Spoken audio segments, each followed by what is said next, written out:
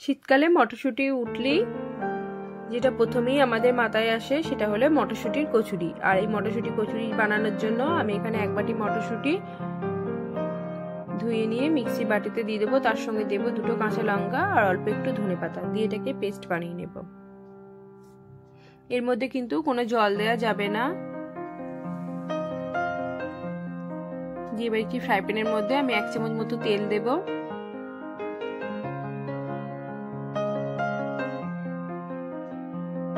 তার মধ্যে অল্প একটু কালো জিরে ফোড়ন দিয়ে দেব আর দেব 1 চিমটে হিং। হিং আপনারা দিতে পারেন নাও পারেন।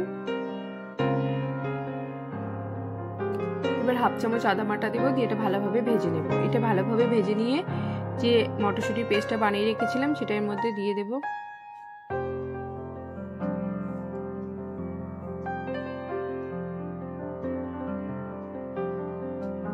দিয়ে এটাকে খুব ভালোভাবে ভেজে নিতে হবে এবং একদম শুকনো করে নিতে হবে। আর অল্প একটু জিরে গুঁড়ি দেবো এখানে।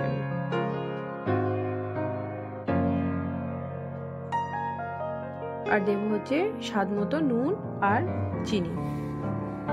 এটা ভালোভাবে মিশিয়ে নিয়ে একদম এটাকে শুকনো করে নিতে হবে, যাতে এর মধ্যে একটু জল না থাকে।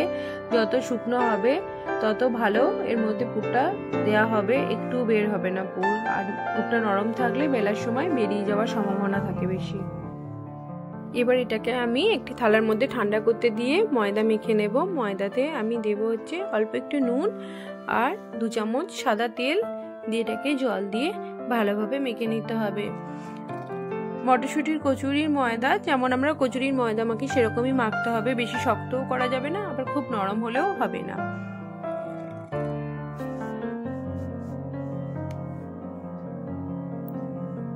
আমি এর মধ্যে এবার জল দিয়ে এটা ভালোভাবে মেখে নেব।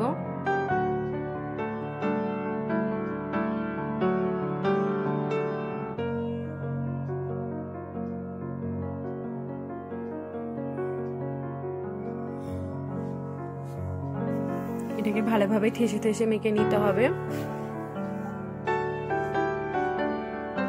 আমি এটা মেখে নিয়ে 10 মিনিট রেস্টে রাখবো। দিয়ে এবার পুরটা ঠান্ডা হয়ে গেছে, এগুলোকে আমি গোল গোল লেচির মতন করে পাকিয়ে নেব সব, তাহলে পুরটা ভরা খুবই সুবিধা হবে। আর এখানে দেখতে পাচ্ছেন আমার পুরটা কিরকম টাইট হয়েছে। আমি লেচি পাকিয়ে নিয়েছি সব, আর ময়দারও লেচি কেটে নেব। আর ময়দার লেচিটা পুরের যে সাইজটা করেছি তার থেকে অল্প একটুখানি আমি এখানে বড় করব। আর পুরটা যত বেশি দেওয়া হবে কচুরির মধ্যে, কচুরির টেস্ট তত ভালো হবে। এবার আমি লেচিগুলোর ভেতরে একটা একটা করে পুরটা দিয়ে ভালোভাবে পাকিয়ে নেব। এটা একটু করার সময় সাবধানে করতে হবে, না হলে পুরটা বেরিয়ে যায় বেলার সময়।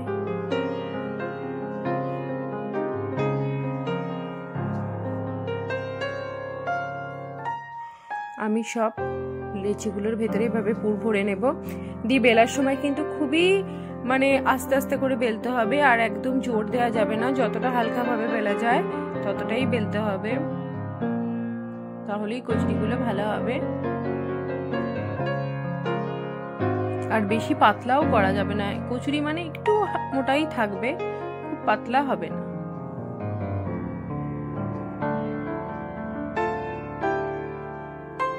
এবার তেল গরম হলে আমি এগুলো এক এক করে ছেঁকে নেব,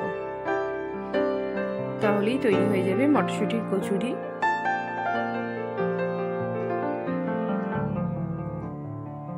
এবার আপনারা এর সাথে আলুর দম, আলুর তরকারি যা খুশি বানাতে পারেন, সবার সাথেই ভালো লাগে মটরশুঁটির কচুরি। রেসিপিটা যদি ভালো লাগে আমার চ্যানেলটা সাবস্ক্রাইব করবেন, ফলো করবেন, লাইক করবেন, কমেন্ট করবেন। আমি এর সঙ্গে বানিয়েছিলাম ঝালঝাল আলুর তরকারি আর গাজরের হালুয়া।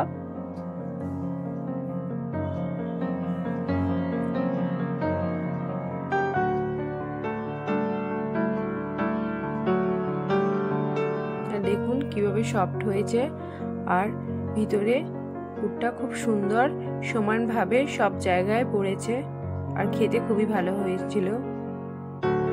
এভাবে করলে খেতে খুবই ভালো হয়। আজকে এই পর্যন্তই। সবাই ভালো থাকবেন।